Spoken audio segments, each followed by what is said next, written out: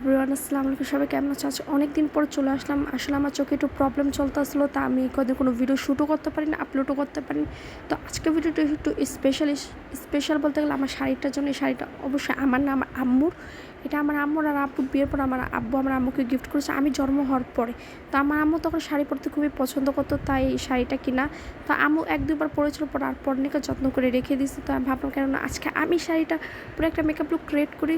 তো যে কোনো জিনিসের যত্ন রাখলে খুবই ভালো থাকে, সেটা হোক শাড়ি বা ভালোবাসার মানুষ বা কোনো বস্তু, যেটাই হোক ভালো বেশি সেটাকে যত্ন করে রাখলে সেটা ভালো থাকে। তো আমরা অনেকে কী করে কাপড় ময়লা হলে বা পুরোনো সেটা ফেলে দিই, আর ভালোবাসার সম্পর্কে একটু ফাটল দিলে সেটাকে আমরা বিচ্ছেদ করে ফেলি, কিন্তু এটা ঠিক না।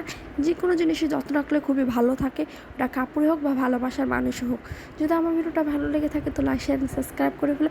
আর যে কোনো জিনিসের খুব যত্ন নিও, ভালোবাসার মানুষেরও যত্ন নিও, দেখবে সেটা আরও ভালো হবে। বাই গাইস, আল্লাহ হাফেজ।